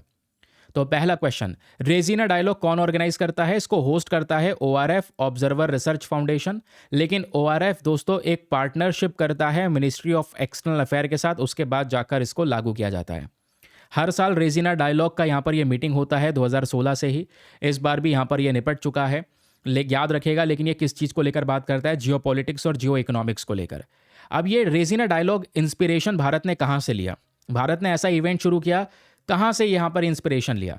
जहाँ पे हम ग्लोबल चैलेंजेस डिस्कस करते हैं, इंटरनेशनल पॉलिसी से संबंधित समस्याएं डिस्कस करते हैं। तो दोस्तों ऐसे ना कुछ प्रोग्राम जर्मनी में भी होते हैं। जर्मनी यहाँ पर जो कॉन्फ्रेंस को होस्ट करता है उसका नाम है म्यूनिक सिक्योरिटी कॉन्फ्रेंस। ऐसा ही सिंगापुर में भी एक होता है जिसका नाम है शांग्री ला डायलॉग। तो एग्जामिनेशन में प्रश्न बन सकता है कि म्यूनिक सिक्योरिटी कॉन्फ्रेंस, शांग्री ला डायलॉग, रेजिना डायलॉग कौन कौन से कंट्री से एसोसिएटेड है, ये नाम लिख दिए जाएंगे, तो पता होना चाहिए मैचिंग करने के लिए इस प्रकार से प्रश्न बन सकता है। ठीक है, तो इन सब का मेन पर्पस मैं आपको बता ही चुका हूँ, जियो पॉलिटिक्स और जियो इकोनॉमिक्स को डिस्कस करना। इस कॉन्फ्रेंस का मेन नेचर आप देख पाओगे दोस्तों, तो ये कॉन्फ्रेंस मल्टी स्टेक होल्डर के थ्रू रूल किया जाता है। बहुत सारे पार्टिसिपेंट्स हैं, हेड ऑफ स्टेट होते हैं, cabinet minister, government officials, private sector leaders, media representatives, academics and policy experts, ये सब लोग यहाँ पर शामिल होते हैं इस पर्टिकुलर डायलॉग के इवेंट के दौरान। तो इस डायलॉग के इवेंट के बारे में जितनी भी बेसिक बातें हैं वो सारी की सारी मैंने आप लोगों को समझाती है। ठीक है, इसको कभी भी रिवाइज करना हो तो आप इसको आराम से रिवाइज कर सकते हैं। थीम याद रखिएगा, अभी 2700 से ज़्यादा लोग आए, 110 कंट्रीज से ज़्यादा लोगों ने यहाँ पर पार्टिसिपेशन किया। उसके अलावा 3 दिन तक यहाँ पर ये चलता है। इसमें कौन कौन होता है, इसका मेन ऑर्गेनाइजेशन, मतलब इसको कौन ऑर्गेनाइज करता है, रेजिना डायलॉग क्या है, किस पे मॉडल है ना। तो ये कुछ बेसिक फैक्ट्स आपके यहाँ पर जनरेट हो चुके हैं। आगे आते हैं अगले न्यूज़ आर्टिकल की तरफ। आर्टिकल क्या है अगला, बेसिक तौर पे आज का हमारा एडिटोरियल है, और ये एडिटोरियल बहुत ही ज़्यादा काम का है, बहुत ही ज़्यादा, क्योंकि इस एडिटोरियल में बियॉन्ड द आर्टिकल हम डिस्कस करेंगे। यानी आर्टिकल की इन्फॉर्मेशन तो लेंगे, इससे हटकर भी बहुत कुछ मैं आप लोगों को दोस्तों समझाने वाला हूँ। मैं आप लोगों से रिक्वेस्ट कर रहा हूँ ध्यान से सुनना, क्योंकि एक ही आर्टिकल है, इसमें कम से कम आपको 8 से 9 फैक्ट्स मिल जाएंगे प्रीलिम्स के लिए। तो ये आर्टिकल किस चीज़ के ऊपर आधारित है? ये है दोस्तों भारत और कनाडा के बीच में जो रिसेंटली यूरेनियम डील हुई है उसको लेकर। तो आपको पता है एक हिस्टोरिक एग्रीमेंट हुआ है भारत और कनाडा के बीच में, लगभग $2.6 बिलियन का ये पर्टिकुलर एग्रीमेंट है, और ये 9 साल तक यूरेनियम सप्लाई एग्रीमेंट है, जिसके दौरान कनाडा की एक कंपनी है जिसका नाम है केमिको कंपनी। ये कंपनी भारत को लगातार यूरेनियम की सप्लाई करेगी। यूरेनियम हमारे देश में आता रहेगा, ठीक है, और इस यूरेनियम का हम इस्तेमाल करेंगे भारत में न्यूक्लियर एनर्जी को प्रमोट करने के लिए। अब ये काम कैसे करेगा, आइए एक एक करके समझते हैं सारे इंपॉर्टेंट डिटेल्स के साथ में। सबसे पहले हमें यह जानना होगा कि how Canada's uranium deal helps India. ये जो कनाडा की यूरेनियम डील है ये एग्जैक्टली भारत की कैसे मदद करेगी, क्वेश्चन नंबर 1। तो दोस्तों मार्च 2 मार्च की बात है, हमने ऑलरेडी डिस्कस कर लिया था, लेकिन इसमें कुछ डिटेल्स हैं। तो भारत $2.6 बिलियन का यूरेनियम सप्लाई डील साइन करता है कनाडा की एक केमिको कंपनी के साथ। केमिको कंपनी दुनिया की टॉप 3 यूरेनियम प्रोड्यूसर के अंदर में गिनने वाली कंपनी है जो यूरेनियम का सबसे ज़्यादा प्रोडक्शन करती है। और ये जो अग्रीमेंट है, इस अग्रीमेंट में ये डिसाइड किया गया कि 2037 से लेकर 2035 तक अगले 9 साल तक के लिए 10,000 टन यूरेनियम की सप्लाई कनाडा भारत के अंदर में करने वाला है। ये जो डील है ये भारत का बहुत बड़ा एफर्ट है अपने इंडिया के अंदर में न्यूक्लियर पावर को एक्सपैंड करने के लिए, न्यूक्लियर पावर का जो सेक्टर है उसको बढ़ाने के लिए।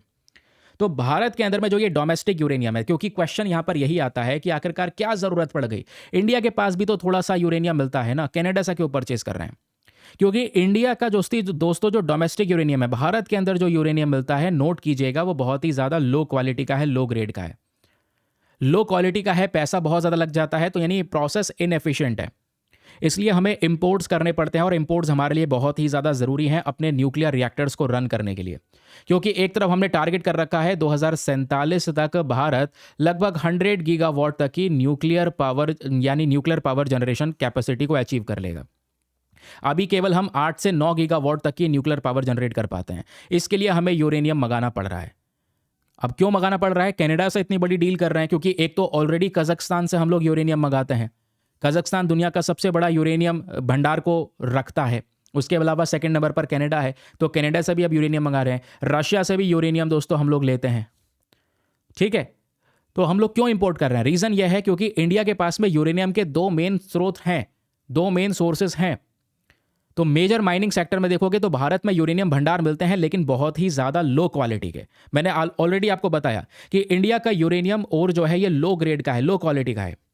तो भारत का यूरेनियम अगर हम माइन करने चलते हैं तो 0.02 से लेकर 0.45% के हिसाब से ये हमको मिल पाता है। तो कंपैरिजन करें तो कनाडा का जो यूरेनियम ओर है ये ज़्यादा रिचर है, तो कनाडा ज़्यादा हाई क्वालिटी का और ज़्यादा अमाउंट में यूरेनियम को प्रोड्यूस कर पाता है। इंडिया में मेजर माइनिंग यूरेनियम के रिजर्व्स की अगर हम बात करेंगे तो दोस्तों झारखंड के बहुत सारे एरिया में ये यूरेनियम मिलता है। इसमें मेजॉरिटी ऑफ यूरेनियम आता है कहाँ से, जादूगढ़ से। फिर उसके बाद झारखंड में एक और जगह है जिसका नाम है तुरमदेह, ये आपको देखने को मिल जाएगा, इसके बारे में भी बात हुई है। आंध्र प्रदेश के अंदर में एक जगह आपको देखने को मिल जाती है जिसका नाम है तुम्मलपल्ली। अब देखो, सब नहीं याद रखने, जो न्यूज़ में है केवल वो याद रखना है। ऐसे सब कितने याद रख पाओगे? नहीं याद रख पाओगे। ये याद रखना, एग्जामिनेशन में प्रश्न बन सकता है जादूगुड़, तुरमदेह, उसके अलावा तुम्मलपल्ली। ये तीनों कौन सी जगह से एसोसिएटेड हैं, या ये तीनों लोकेशंस में क्या मिलता है? तो यूरेनियम मिलता है। ठीक है, तो अब क्या है दोस्तों कि इंडिया, मैंने बताया कि लो क्वालिटी का यूरेनियम प्रोड्यूस करता है, इसलिए भारत के लिए अच्छा यही है कि हम इंपोर्ट कर लें इन यूरेनियम को। तो इंडिया आज अपनी यूरेनियम की जो ज़रूरत होती है, अब देखो यूरेनियम की ज़रूरत दो प्रकार से होती है। एक तो होती है सिविलियन पर्पस के लिए यूरेनियम की ज़रूरत, और एक होती है दोस्तों अपनी मिलिट्री के लिए यूरेनियम की ज़रूरत। अच्छा, दोनों के बीच में क्या फ़र्क है?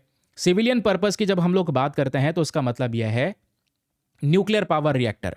न्यूक्लियर पावर रिएक्टर के अंदर में यूरेनियम का इस्तेमाल करके हम बिजली का उत्पादन करेंगे, इलेक्ट्रिसिटी बनाएंगे। तो लोगों की सिविलियन पर्पस के लिए तो इस्तेमाल होगा।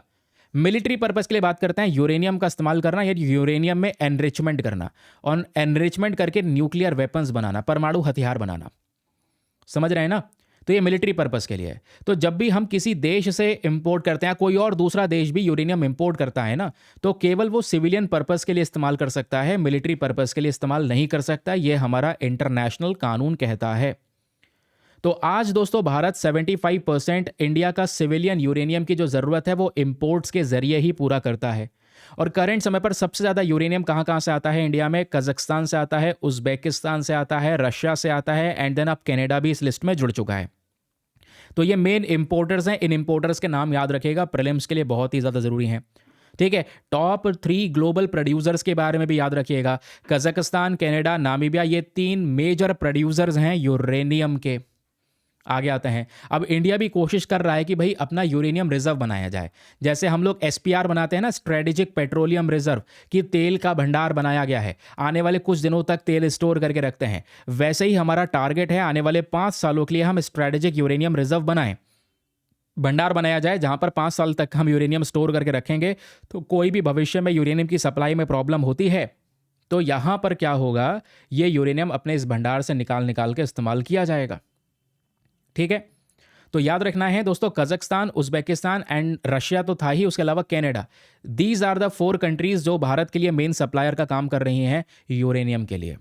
अब एक बहुत ही इंपॉर्टेंट पॉइंट है आपके यूपीएससी एग्जामिनेशन के लिए, and the most important thing is, ये जो पॉइंट है, ये पॉइंट दोस्तों एक इंटरनेशनल लॉ है। ये लॉ कहता है कि जो इंपोर्टेड यूरेनियम है, जो भारत इंपोर्ट कर रहा है यूरेनियम को, उसको वो न्यूक्लियर वेपन के लिए इस्तेमाल नहीं कर सकता, है ना? तो कोई भी कंट्री नहीं कर सकता। तो कोई भी कंट्री अगर न्यूक्लियर वेपन के लिए यूरेनियम का इस्तेमाल करना चाहता है तो उसको अपने देश में डोमेस्टिक माइनिंग करनी पड़ेगी, खुद से अपने देश में खनन करके निकालना पड़ेगा। फिर क्वेश्चन आता है 2010 के एक इंपॉर्टेंट रोल का। देखो, सन 2010 में क्या होता है, इंडिया कनाडा के बीच में एक अग्रीमेंट साइन होता है, सिविल न्यूक्लियर कोऑपरेशन अग्रीमेंट। और इस डील के अंदर में 2 चीज़ें साइन होती हैं। न्यूक्लियर सप्लायर ग्रुप ने भारत को छूट दे दी 2008 में, और इस छूट के बाद में ही भारत और यूनाइटेड स्टेट्स के बीच में फिर से सिविल न्यूक्लियर अग्रीमेंट होता है। तो ये सिविल न्यूक्लियर एग्रीमेंट आज कनाडा के साथ में भी है, इंडिया का, और अमेरिका के साथ में भी है, जहां पर न्यूक्लियर फैसिलिटीज़ को हम इनके साथ में इंपोर्ट कर सकते हैं, ये याद रखिएगा। लेकिन इंडिया को यहां पर एक चीज़ थोड़ा सा खटकेगी, वो क्या है कि अगर हम किसी भी कंट्री के साथ में, लाइक यहां पर कनाडा से अगर हम यूरेनियम इंपोर्ट कर रहे हैं तो कनाडा को हमें अपना फिशनेबल मटेरियल अकाउंट का एक्सेस देना होगा। ये क्या होता है? इसका मतलब ये होता है कि जो कनाडा है, इसको ये पावर मिल जाएगी, ये भारत के यूरेनियम सप्लाई को ट्रैक करेगा कि भाई अगर कनाडा भारत को यूरेनियम दे रहा है या आगे भविष्य में देगा भी, तो हम उस यूरेनियम का गलत इस्तेमाल तो नहीं करेंगे, हम उस यूरेनियम से न्यूक्लियर वेपन तो नहीं बनाएंगे। वो यूरेनियम जो बाहर से आया है वो केवल और केवल सिविलियन पर्पस के लिए इस्तेमाल होना चाहिए, यही इंटरनेशनल लॉ कहता है। ठीक है, तो imported uranium is used in civil reactors, and domestic uranium अगर आप अपने देश में प्रोड्यूस करते हैं तो आप उसको मिलिट्री यूज के लिए इस्तेमाल कर सकते हैं। इसी को चेक करेगा यहां पर कनाडा कि कनाडा से जो यूरेनियम हम परचेज करेंगे उसका हम वेपन्स तो नहीं बना रहे, इसके लिए हमें अकाउंट एक्सेस उनको देना पड़ेगा। आई होप आपको ये क्लैरिटी मिल चुकी है। नाउ अब यहां पर क्वेश्चन आता है, how India uses uranium. Bharat uranium का करता क्या है? एक तो परमाणु बम में इस्तेमाल होता है, ठीक है, वो बात अलग है। यहां पर हम सिविलियन पर्पस के लिए डिस्कस कर रहे हैं। तो यूरेनियम का पहला इस्तेमाल होता है न्यूक्लियर पावर जनरेशन के लिए। आज भारत के पास में कितने 24 न्यूक्लियर रिएक्टर्स हैं, 24 न्यूक्लियर रिएक्टर्स। और उन 24 न्यूक्लियर रिएक्टर्स में जो टोटल कैपेसिटी है वो 9 गीगावाट की है। जबकि भारत क्या टारगेट रखता है, हम ये टारगेट रखते हैं साल 2047 तक इंडिया 100 गीगावाट तक की न्यूक्लियर कैपेसिटी को अचीव कर लेगा। यह हमारा प्लान है, हमारा टारगेट है। लेकिन इसमें से केवल और केवल 9 गीगावाट तक पहुंचे हैं कि भाई भारत अभी केवल और केवल 9 गीगावाट न्यूक्लियर कैपेसिटी तक पहुंच चुका है। इतनी एनर्जी हम न्यूक्लियर पावर के जरिए बनाते हैं, यूरेनियम का इस्तेमाल करके बनाते हैं। तो इसी वजह से दोस्तों यहाँ पे यूरेनियम को इंपोर्ट करने की बात की गई, क्योंकि यूरेनियम या न्यूक्लियर पावर एनर्जी बात करोगे तो इंडिया की इलेक्ट्रिसिटी में केवल 3% का योगदान देता है।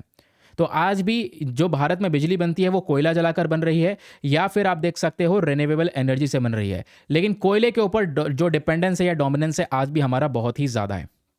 तो इसी के लिए हमें यूरेनियम का इस्तेमाल करना पड़ रहा है। उसके अलावा यूरेनियम का और कहाँ कहाँ पे यूज़ होता है, ये बहुत ही इंपॉर्टेंट पैराग्राफ है, बहुत ही ज़्यादा इंपॉर्टेंट। इसको लिख लीजिएगा अपने पास में अगर नोट करना चाहो तो। ये कहता है यूरेनियम का हम रिसर्च रिएक्टर में भी इस्तेमाल करते हैं। जैसे हमने एक रिसर्च रिएक्टर बनाया है, ध्रुवा रिएक्टर, रिसर्च करने के लिए, तो यूरेनियम का यहाँ भी यूज़ होता है। इवन यूरेनियम का इस्तेमाल मेडिकल आइसोटोप्स में भी होता है, मेडिकल इंडस्ट्री में। जैसे जो मेडिकल इमेजिंग करनी होती है ना, तो उसमें यूरेनियम का इस्तेमाल होता है। उसके अलावा कैंसर ट्रीटमेंट भी आप देख पाओगे तो यहाँ पर इस्तेमाल होता है। यानी कि यूरेनियम के जरिए यहाँ पर आप देख पाओगे मेडिकल आइसोटोप्स बनाए जाएंगे, जिसमें टेक्नीशियम 99M या आयोडीन 131, इनका इस्तेमाल होता है मेडिकल सेक्टर में या कैंसर ट्रीटमेंट के अंदर में। तो यूरेनियम का मेडिकल साइंस रिसर्च में एक सपोर्ट है। उसके अलावा यूरेनियम का इस्तेमाल अब हम स्मॉल मॉड्यूलर रिएक्टर में भी करेंगे। जो लास्ट ईयर का बजट था 2025-26 का, इसमें स्मॉल मॉड्यूलर रिएक्टर्स की बहुत बात की गई थी। सरकार ने बोला था कि भाई 20,000 करोड़ रुपए, कितने, सरकार ने 20,000 करोड़ रुपए एलोकेट कर दिए थे कि हम स्मॉल मॉड्यूलर रिएक्टर बनाएंगे देश में। स्मॉल मॉड्यूलर रिएक्टर क्या होते हैं, छोटे छोटे न्यूक्लियर पावर रिएक्टर। कि मान लो एक बहुत बड़ी इंडस्ट्री है, इसको बिजली की खपत इतनी है, तो वो अपने इंडस्ट्री के लिए, अपने ही इंडस्ट्री के लिए बराबर में एक स्मॉल मॉड्यूलर रिएक्टर लगा सकता है, क्योंकि स्मॉल मॉड्यूलर रिएक्टर की कैपेसिटी ज़्यादा नहीं होती है। समझ गए? तो ये साइज में बहुत छोटे होते हैं, इस क्विकली बहुत जल्दी इंस्टॉल किए जा सकते हैं। न्यूक्लियर फिशन का इस्तेमाल करता है एनर्जी को प्रोड्यूस करने के लिए, प्रदूषण ज़्यादा होता नहीं है। समझ रहे हैं ना? तो छोटी ज़रूरत के लिए स्मॉल मॉड्यूलर रिएक्टर है, तो उसमें भी यूरेनियम का आज के समय पर इस्तेमाल होगा। तो रिएक्टर की जब बात करते हैं तो 3 प्रकार के रिएक्टर्स आपको देखने को मिलेंगे। सबसे पहले माइक्रो रिएक्टर्स, जिनकी जो एनर्जी कैपेसिटी रेंज होती है वो 1 मेगावाट से लेकर 20 मेगावाट होती है। फिर आते हैं स्मॉल मॉड्यूलर रिएक्टर, जिनकी रेंज होती है 20 मेगावाट से लेकर 300 मेगावाट के आसपास। फिर आते हैं फुल साइज वाले ह्यूमंगस, बड़े साइज के यहाँ पर बड़े बड़े न्यूक्लियर पावर रिएक्टर्स, जिनकी जो टोटल रेंज है वो 300 मेगावाट से लेकर 1000 मेगावाट तक होती है। ठीक है, क्लियर हो गया? तो याद रखिएगा, स्मॉल मॉड्यूलर रिएक्टर के ऊपर में भी हम लोग बातचीत कर चुके हैं, जो छोटे साइज के होते हैं। और माइक्रो रिएक्टर तो इतने छोटे होते हैं जो स्पेशल तौर पे जो ट्रक का पीछे का टैंक होता है उसमें भी फिट हो सकते हैं। आप इस माइक्रो वाले रिएक्टर्स को इधर से उधर कैरी कर सकते हैं। फिर बात आती है भारत के न्यूक्लियर पावर प्रोग्राम की। तो इंडिया ऑलरेडी, क्योंकि सब यूरेनियम का इस्तेमाल कर रहे हैं न्यूक्लियर एनर्जी को बनाने के लिए, और इंडिया का न्यूक्लियर प्रोग्राम कहाँ तक पहुँच चुका है, इंडिया में हम 3 स्टेज के न्यूक्लियर प्रोग्राम पर काम कर रहे हैं।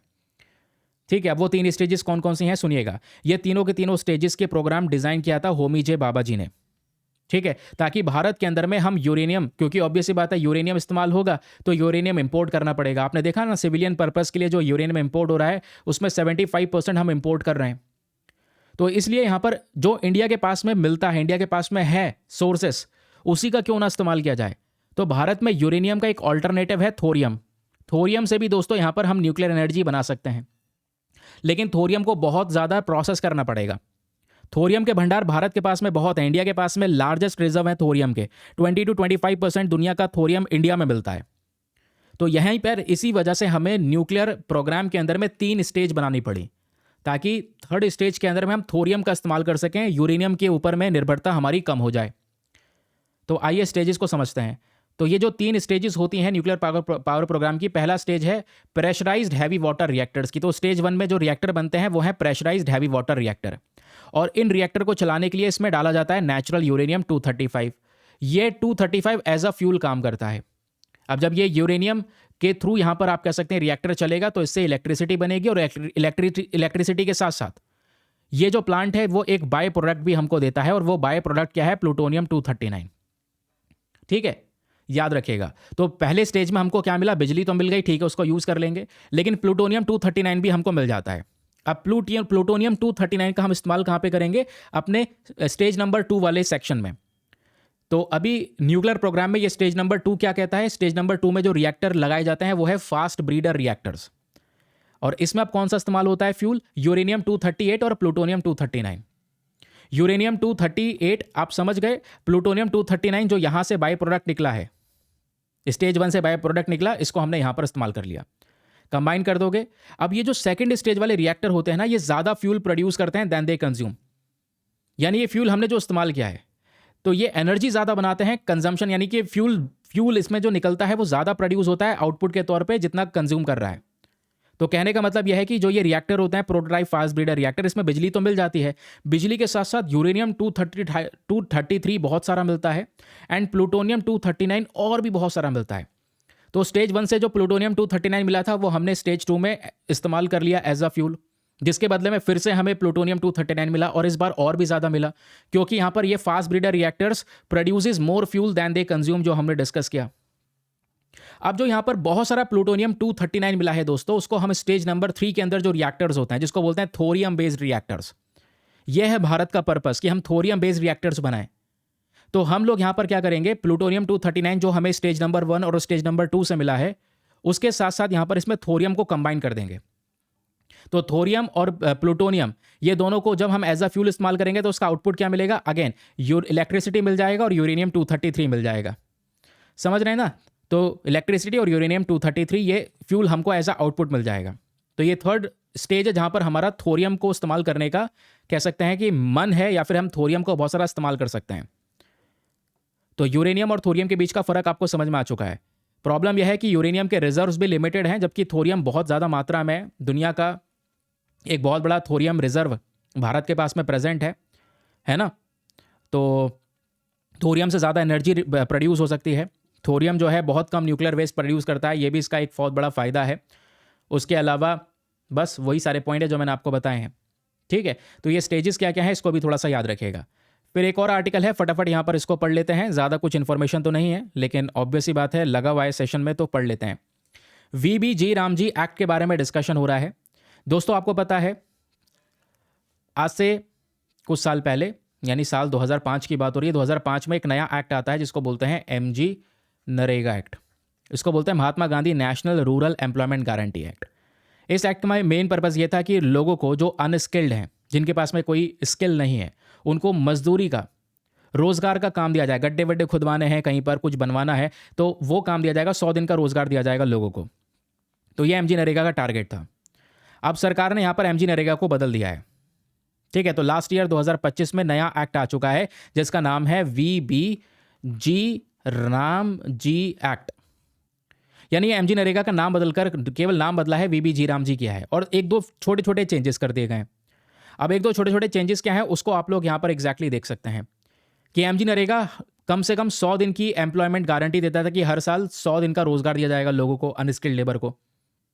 VBG रामजी के अंदर में कहा जा रहा है कि इसमें 125 दिन का रोजगार दिया जाएगा, वेज एम्प्लॉयमेंट दिया जाएगा पर हाउस होल्ड के हिसाब से। पहले MG नरेगा में ये जो सेंट्रल गवर्नमेंट है वो 100% सारा पैसा खर्च करती थी जब वो MG नरेगा स्कीम हुआ करती थी। अब VBG रामजी के अंदर में बोला गया है कि यहाँ पर केंद्र सरकार को भी पैसा खर्च करना होगा। यानी जो ये शेयर है इसमें 60:40 का डिवीजन रहेगा।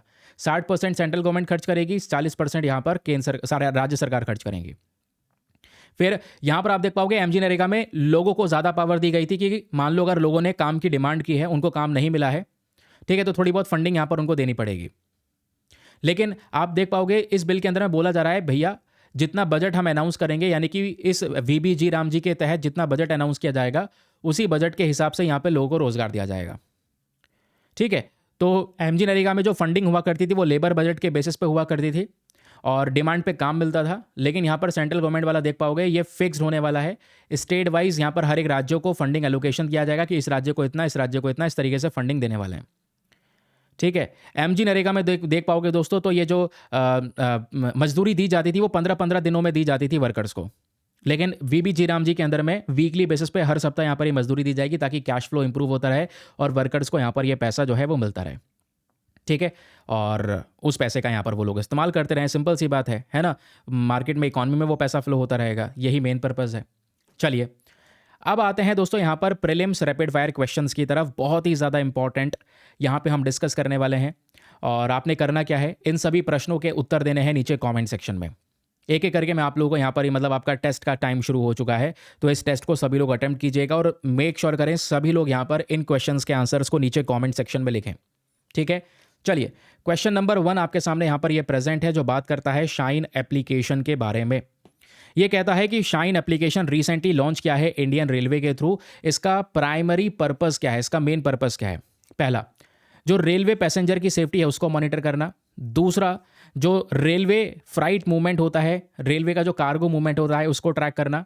या फिर तीसरा, जो वर्क प्लेस सेक्शुअल हैरेसमेंट हो रहा है ना, वेमेन एम्प्लॉयज़ को लेकर, तो उसको रिपोर्ट करना। मतलब वेमेन एम्प्लॉयज़ जो है वर्क प्लेस सेक्शुअल हैरेसमेंट को रिपोर्ट कर सकती हैं शाइन ऐप में। या फिर जो हमारा टिकट रिजर्वेशन होता है, रेलवे टिकट रिजर्वेशन, उसको मैनेज करना। तो क्या मेन पर्पज़ है शाइन एप्लीकेशन का, ज़रा बताएं फटाफट नीचे कमेंट सेक्शन में।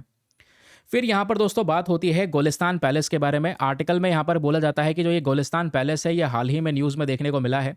ये लोकेटेड है कौन से पर्टिकुलर कंट्री में? इराक में, ईरान में, तुर्की में या फिर सीरिया में? तो बताएं इसका सही उत्तर क्या होना चाहिए। बहुत ही ईजी है, इसका आंसर फटाफट नीचे कमेंट सेक्शन में सभी लोग दें। फिर अगला प्रश्न बात करता है डार्क ऑक्सीजन के बारे में। ये हमने पढ़ा, डार्क ऑक्सीजन रिसेंटली खबरों में रिपोर्ट किया गया है, देखने को मिला है। ये डार्क ऑक्सीजन किस चीज़ को रेफर करता है, ये आपने बताना है। तो डार्क ऑक्सीजन मतलब क्या है? क्या ये ऑक्सीजन जो डीप सी वॉल्केनिक एक्टिविटी के प्रोड्यूस होता है, मतलब जो समुद्र की गहराई में वॉल्केनिक एक्टिविटी हो रही है उससे जो ऑक्सीजन प्रोड्यूस होता है, क्या उसको डार्क ऑक्सीजन कहते हैं? या फिर स्टेटमेंट नंबर 2, जो भी ऑक्सीजन समुद्र की गहराई में प्रोड्यूस होता है बिना सनलाइट, बिना फोटोसिंथेसिस के, उसको डार्क ऑक्सीजन कहते हैं? या ऑप्शन नंबर सी, जो ऑक्सीजन पोलर आइस शीट्स के अंदर में दबा हुआ है उसको डार्क ऑक्सीजन कहते हैं? या ऑप्शन नंबर डी, जो ऑक्सीजन हाइड्रोथर्मल वेंट्स यानी कि पानी के अंदर, समुद्र के अंदर जो यहाँ पर स्पेशली वॉल्केनोज है छोटे छोटे, उन वेंट्स के थ्रू जो यहाँ पर ऑक्सीजन है प्रोड्यूस होता है उसी को डार्क ऑक्सीजन कहते हैं? तो डार्क ऑक्सीजन किसे कहते हैं बताएं नीचे कमेंट सेक्शन में, इसका सही उत्तर क्या होना चाहिए। फिर अगला क्वेश्चन आपके सामने है, बहुत ही इंटरेस्टिंग, बहुत ही इजी क्वेश्चन है। भारत के अंदर में जो टेलीविजन रेटिंग पॉइंट्स होते हैं टीआरपी, इनको ऑफिशियली कौन पब्लिश करता है, ये आपने बताना है। तो क्या ट्राई इसको पब्लिश करता है, प्रसार भारती पब्लिश करता है, या broadcast audience research council publish करता है, या फिर ministry of information and broadcasting publish करता है? तो इसका आंसर फटाफट नीचे कमेंट सेक्शन में लिखें, क्या होना चाहिए इसका करेक्ट उत्तर। फिर आपके सामने एक और क्वेश्चन देखने को मिल जाएगा, प्रिसीजन स्ट्राइक मिसाइल PRSM। ये कई बार या फिर अक्सर ये जो PRSM है ये न्यूज़ में देखने को मिलता है, ये क्या है? तो ऑप्शन नंबर ए, क्या ये एक long range surface to surface ballistic missile है? या ऑप्शन नंबर बी, क्या ये एक एंटी सैटेलाइट वेपन है? ऑप्शन नंबर सी, क्या ये एक सबमरीन लॉन्च क्रूज मिसाइल है? या ऑप्शन नंबर डी, ये air to air hypersonic missile है? फटाफट इसका सही उत्तर क्या होना चाहिए नीचे कमेंट सेक्शन में लिख दो। फिर अगला प्रश्न बात करता है रेजिना डायलॉग के बारे में। तो रेजिना डायलॉग अक्सर न्यूज़ में देखने को मिलता है, ये डायलॉग प्राइमरीली किस चीज़ से रिलेटेड है, ये आपने बताना है। ऑप्शन नंबर ए, क्या ये ग्लोबल क्लाइमेट निगोसिएशन है? ऑप्शन नंबर बी, क्या ये इंटरनेशनल स्पेस कोऑपरेशन है? ऑप्शन नंबर सी, क्या ये न्यूक्लियर डिसआर्मामेंट ट्रीटी निगोशिएशन है? या फिर ऑप्शन नंबर डी, कि इसमें जियो पॉलिटिक्स और जियो इकोनॉमिक्स डिस्कशंस होते हैं? तो इसका आंसर क्या होना चाहिए बताएं। इसके आंसर्स वगैरह आपको ही नीचे कमेंट सेक्शन में लिखने हैं। वैसे आप देखोगे तो इनके आंसर्स मैंने यहाँ पर मेंशन कर रखे हैं, लेकिन आप लोगों को यहाँ पर ये सारे के सारे आंसर्स लिखने हैं। ठीक है, ज़रूर से यहाँ पर ये आंसर मेंशन कीजिएगा नीचे कमेंट सेक्शन में। जितने ज़्यादा लोग पार्टिसिपेट करेंगे मुझे अच्छा लगेगा, मैं भी मोटिवेट होऊंगा, आपके लिए और भी बहुत इंपॉर्टेंट क्वेश्चंस लगाने की कोशिश करूँगा आगे। बाकी सेशन को करते हैं समाप्त, और मेक श्योर करें अगर आप लोग अभी तक चैनल को आपने सब्सक्राइब नहीं किया है तो कर लेना, ताकि डेली बेसिस पे ये एनालिसिस आपको मिल सके। आज के लिए bye bye, have a nice day, thank you and जय हिंद।